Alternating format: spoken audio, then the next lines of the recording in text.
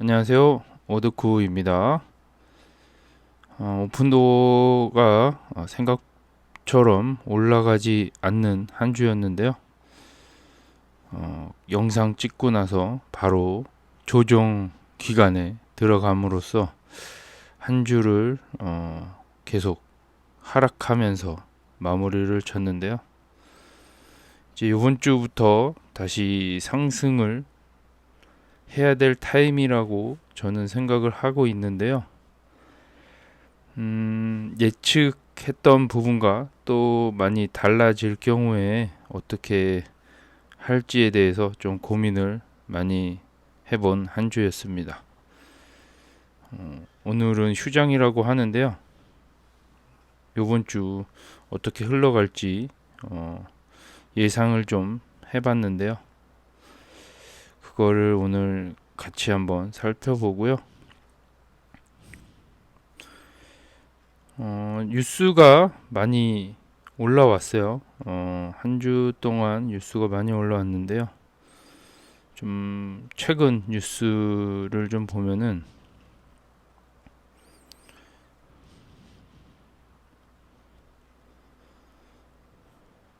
더 나은 부동산 주식을 사세요. 오픈도어 대 레드핀. 저는 일단 레드핀보다 오픈도어를 선택했는데 사실 정답은 없죠. 레드핀이 훨씬 더 많이 올라갈 수도 있는 부분이고요. 그래서 단기적인 전략이 좀 필요할 것 같습니다. 이 장기적으로 봤을 때는 두 개 다 우상향할 만한 주식이긴 하지만 또 단기적으로 돈이 좀 더 필요하신 분들이나 이런 분들이 이 두 개를 어떻게 선택하냐에 따라서 많이 희비가 엇갈릴 수도 있어서 요 내용 한번 어떤 내용인지 한번 볼게요. 오픈도어는 여러 면에서 같은 천으로 만들어졌다. 레드핀과 둘이 성향이 좀 비슷하다는 얘기죠. 둘 다 거대한 부동산 산업을 파괴하고자 하는 부동산 기술 주식입니다. 그들은 주택시장에 많은 노출이 있으며 이는 두 주식을 모두 팬데믹 이후 침체로 가라앉혔다. 아래 차트에서 보듯이 오픈도어와 레드핀은 모두 이전 최고치에 비해 급격히 하락했다. 요 같은 그래프인데요. 이 보라색이 오픈도어고요. 레드핀이 주황색인데 같은 흐름을 보여주고 떨어졌어요. 같은 흐름을 보여주면서 떨어졌는데요. 말 그대로 상승할 때도 같은 흐름으로 상승을 한 부분이 없지 않아 있는데 최근에 반등의 폭이 레드핀이 훨씬 더 많이 올라간 상황이고요. 조정도 같이 진행이 된 상황인데 최근에 요번 한 주 동안 이 흐름을 봤을 때 오픈도어가 레드핀보다 좀 더 들어올랄 가능성도 없지 않아 있지 않을까 생각이 되고요. 제 생각은 일단 오픈도어에 몸을 담고 있지만 레드핀이 더 올라갈 수 있을 거란 생각을 좀 해봅니다. 아이러니하게도 레드핀이 좀 더 날 것 같고요. 오픈도어보다 더 나은 선택일 수도 있지 않을까라는 생각을 해봅니다.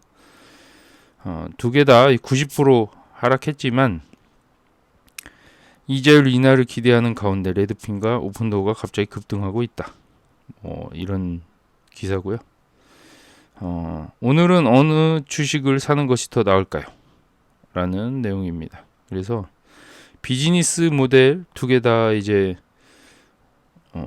같은 사업을 하고 있었지만 레드핀이 이걸 포기하면서 오픈도어만 아이바잉 사업을 하고 있고요. 근데 여기서는 주택 플리퍼라고 표현을 하고 있습니다. 아직까지는 시장이 그냥 주택을 사고 파는 업체로만 판단을 하고 있고요. 여기서의 그 평가가 아무래도 좀 저평가를 할 수밖에 없지 않나 라는 생각을 해보고요. 레드핀은 일단 중개를 온라인 부동산 중개업체로서 기능을 하고 있고요. 여기서 수수료를 받고 있습니다. 그래서 이번에 NAR 합의 이후에 좀 더 많은 수혜를 받을 거라고 예상을 하고 있는 것 같아요, 시장에서. 그래서 오픈도어보다는 좀 더 반등폭이 좀 더 있지 않았을까라는 생각도 해보고요.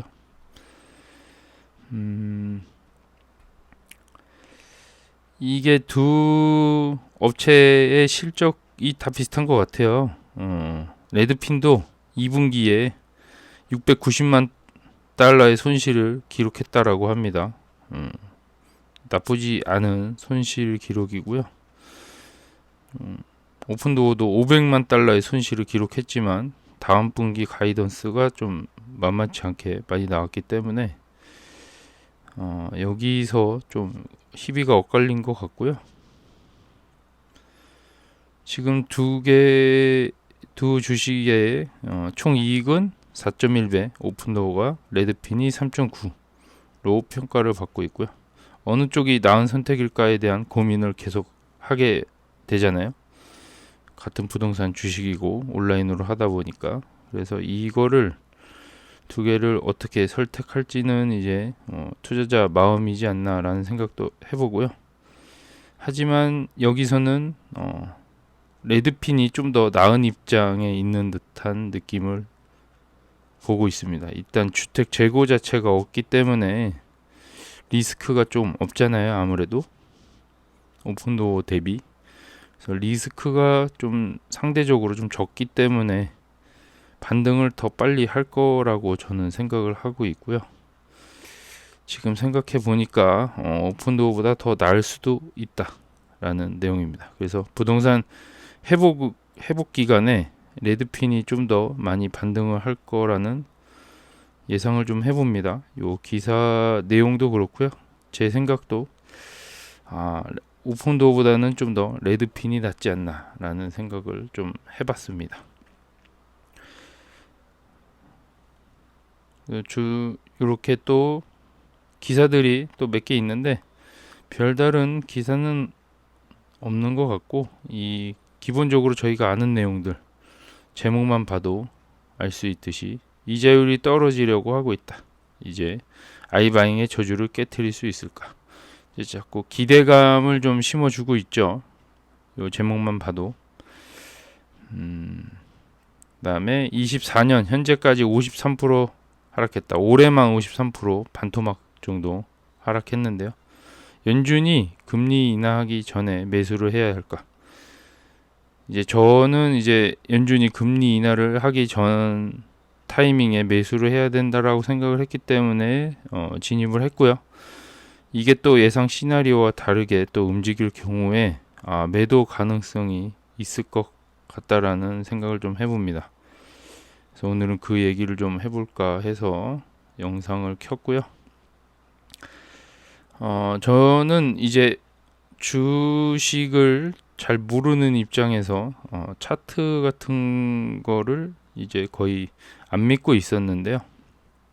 최근 흐름이나 나스닥 흐름, 반도체, 엔비디아 이런 것들의 흐름을 봤을 때 되게 차트가 되게 중요하겠구나 라는 생각도 하면서 공부를 계속 꾸준히 해왔는데요. 지금 오픈도어를 봤을 때 이 전체적으로 좀 하방 추세에 있다라고 보시면 되고요.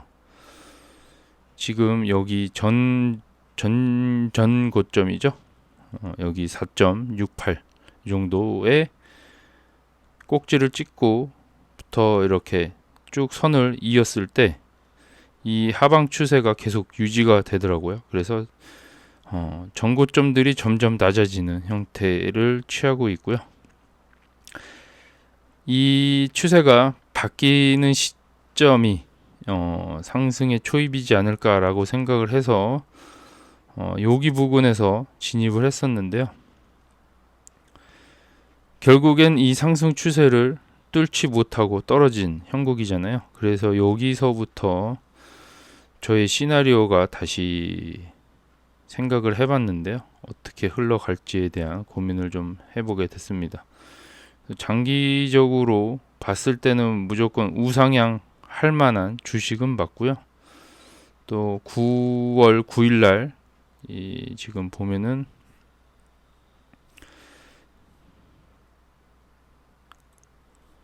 골드만 삭스의 또 컨퍼런스가 있는 것 같습니다. 꾸준히 9월 9일 날 컨퍼런스가 또 있는데요. 이 꾸준히 캐리 휠러가 나와서 이런 현재 상황들, 부동산 상황과 이 오픈도어의 상황들을 브리핑을 해주고 있는 상황입니다.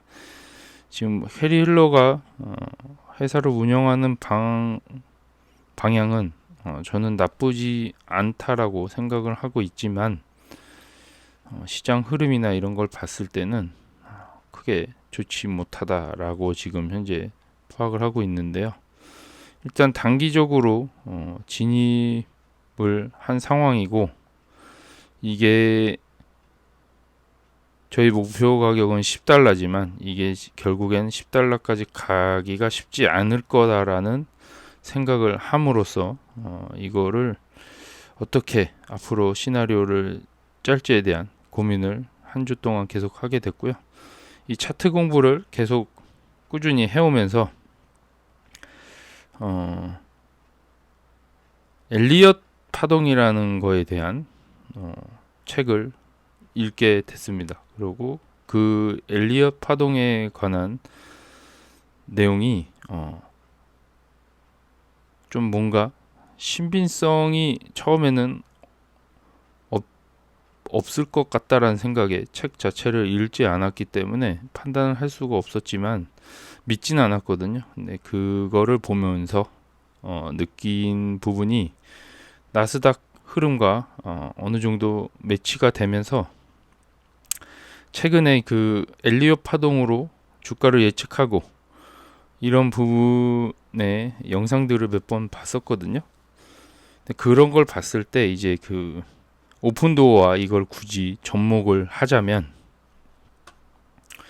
저는 이제 그런 고민을 하게 됐습니다. 그 오픈도어와 굳이 접목을 하자면 이 프로그램은 무료 프로그램이더라고요. 그래서 제가 한번 접속을 해봤고요. 이게 오픈도어 차트 흐름인데요. 4시간 차트 흐름이라고 보여지고요. 이제 엘리엇 파동에 관한 이론과 이런 거는 책에 설명이 돼 있던 대로 제가 계속 읽어보고는 있는데요. 뭐 정확하게 100% 이해한 부분은 아닙니다. 이해한 부분은 아니지만 이제 이 차트 흐름이 오픈도어 차트 흐름이 이제 제가 진입했었던 구간이 요 정도였던 것 같아요. 이제 좀 상승이 시작되겠구나. 그래서 지금 결국에는 이 여기 상승 구간의 절반 정도부터 시작을 했고요. 결국엔 다시 되돌림으로 감으로써 큰 수익을 못 본 상황이긴 하지만 이걸 토대로 앞으로의 흐름을 봤을 때 이게 1파동 값이라고 생각을 하고요. 이게 2파 조정이 왔다라고 저는 판단을 했고요. 이게 만약에 3파, 4파, 5파까지 갔을 때 되게 작은 범위 내에서 흐름을 봤을 때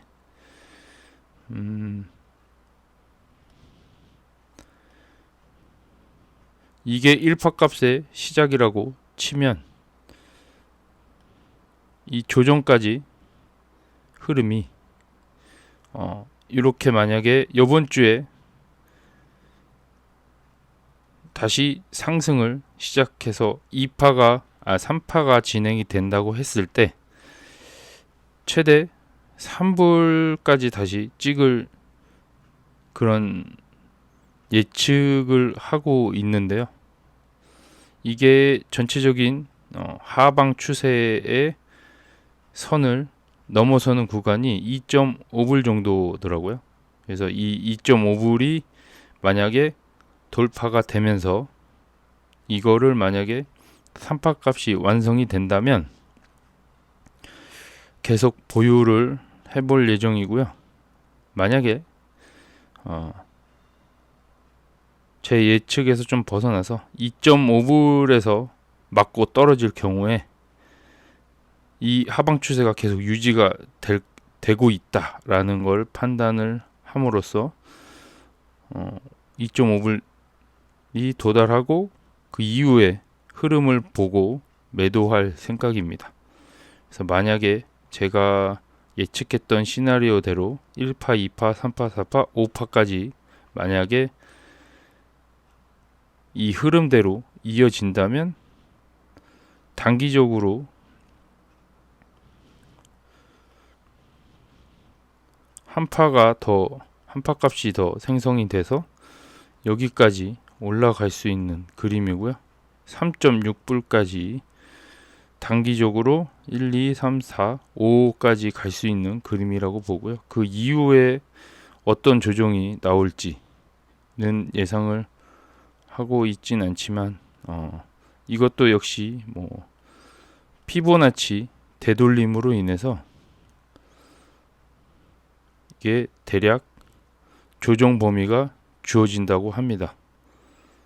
그래서 대부분 여기까지 0.618 구간까지 조정이 올 가능성이 높고요. 최하 0.382까지 떨어질 가능성도 있다고 봅니다. 그래서 추가적으로 오파 값이 적용이 되고 조정이 일어났을 때 1.618 선에서 다시 반등을 한다면 이 흐름이 계속 이어질 가능성이 높고요. 만약에 이거마저 무너지고 0.382까지 떨어진다면 여기서 1차적으로 여기서 물량을 어느 정도 덜어내고 2차로 거의 다 무너지면 덜어내야 된다라고 저는 생각을 하고 있고요. 워낙 변동폭이 큰 주식이다 보니까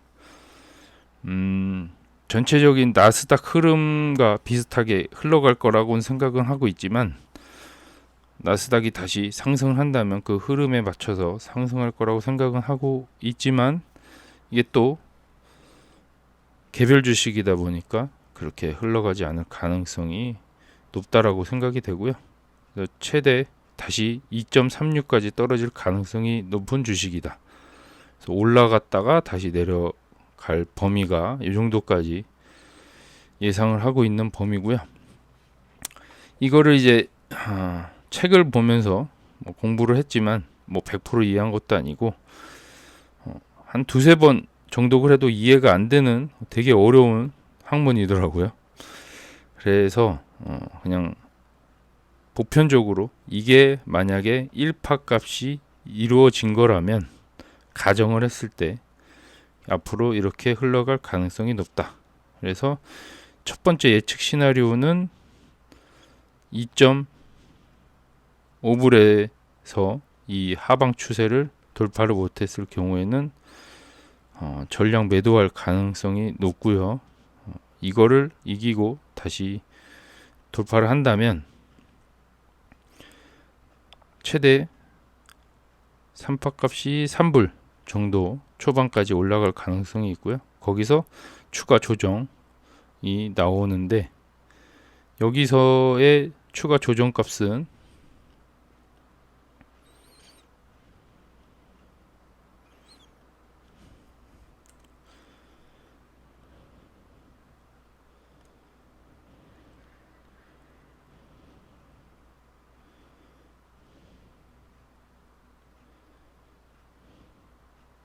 대략 0.618까지 요 선까지 떨어질 가능성이 있지 않나. 기존 1파 값의 꼭지점에서 다시 반등을 하지 않을까라는 생각도 해보고요. 이게 맞을지 안 맞을지 모르겠지만 그냥 대략적으로 이렇게 생각하고 있습니다. 그래서 이 샀다 팔았다를 완벽하게 예측할 수 없기 때문에 만약에 이게 이파값이 형성이 되고 추가 조정이 나오더라도 이게 그림이 맞다라고 판단을 하면 5파까지 끌고 갈 생각이고요. 만약에 이게 아니고 다시 여기서 떨어진다 라고 하면은 저는 제 평단 위에서 일단 익절을 할 생각입니다. 현재 가격보다는 좀 더 위의 가격 한 여기 정도 선에서 탈출을 할 예정이고요. 이게 주식을 아예 모르는 사람이 접근을 했을 때 실적과 관계없이 이 파동값으로 이 주식을 만약에 판단을 했을 때는 저는 이게 맞다라고 보고요. 이 실적이 앞으로 가이던스며 4분기며 아직까지는 시장 흐름과 부동산 시장의 방향이 좋아지는 분위기로 가고 있지 않기 때문에 만약에 이게 장기적인 우상의 흐름이 아니고 아직까지는 조금 횡보 구간이다 라고 판단을 했다면은 여기서 다시 떨어질 가능성이 높다라고 저는 판단을 하고 있고요. 레드핀과 조금 더 반대되는 흐름을 보여주고 있습니다. 레드핀도 같은 흐름을 보여주고 있는데요. 전체적인 주식 모양은 좀 그래프 모양은 좀 비슷하지만 상승폭이 훨씬 더 크고요. 여기서는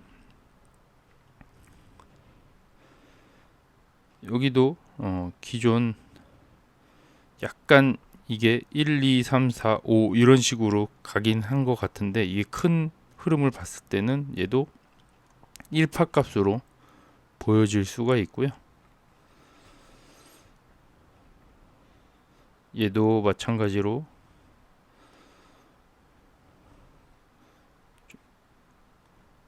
예상을 해봤을 때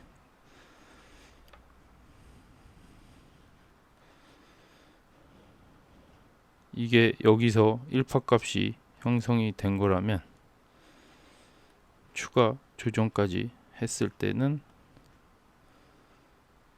최대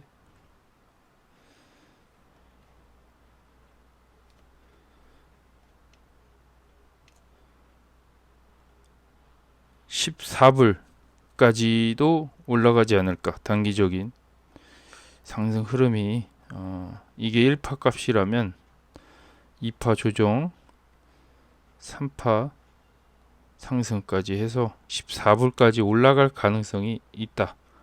최대 14불까지 요 같은 흐름이라면 최대 14불까지 올라가지 않을까라는 예측을 한번 해봅니다. 이게 맞을지 안 맞을지 전혀 예측은 가지 않지만 이번 한 주의 흐름을 보고 앞으로의 방향 금리 인하가 9월 18일인가요? 그쯤에 열리는 걸로 금리 인하가 되는 걸로 알고 있는데요. 다시 요 흐름을 봤을 때 이게 금리 인하 최대 기대값을 봤을 때는 9월 16일 날 꼭지점을 찍지 않을까. 9월 16 혹은 18일, 17일 요 기점에 꼭지점을 찍지 않을까라는 생각을 해봅니다. 이게 만약 시나리오대로 흘러간다면 그리고 금리 인하 이후에 차익분 같이 어느 정도 익절을 하시는 분들에 따라서 다시 하방으로 조정이 들어왔다가 다시 재차 상승하는 그림이 이루어질 가능성이 있다. 이게 만약에 1, 2, 3, 4, 5파라고 하면 저는 그렇게 일단 보고 있습니다. 단기적인 흐름은 그렇게 보고 있고요.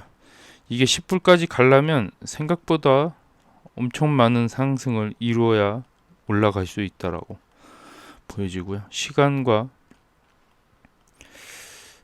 인내심이 많이 필요한 과정이라고 저는 생각을 하고 있습니다. 그래서 생각보다 장기적인 흐름으로 봤을 때는 이게 상승의 초입이더라도 좀 오래 걸리지 않을까라는 생각을 좀 해봅니다.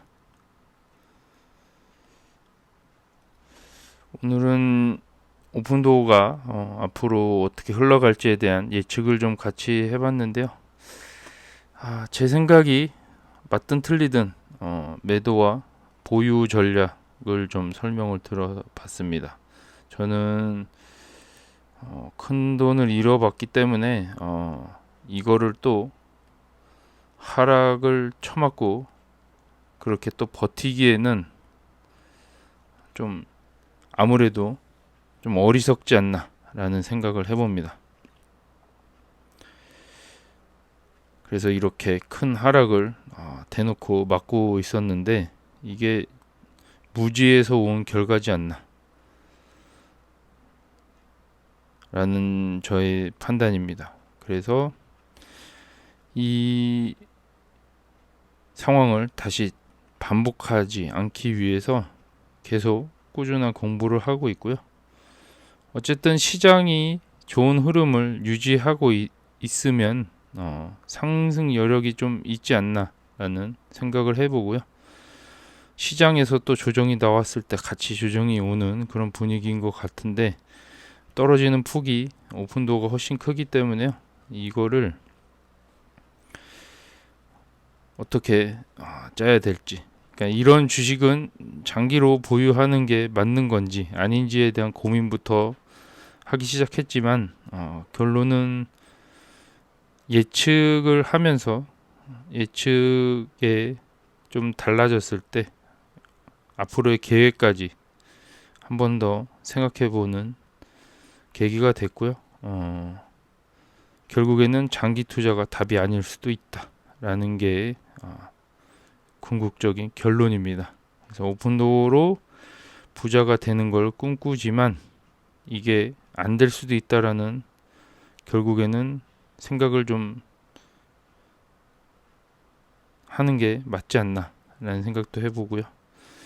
카바나처럼 가는 거는 거의 불가능에 가깝지 않나라는 생각을 해봅니다. 그래서 희망 상황과 대응하는 거랑 좀 다른 것 같고요. 이 예측을 통해서 어느 정도의 반향이 맞다면 계속 보유하는 건 맞고요.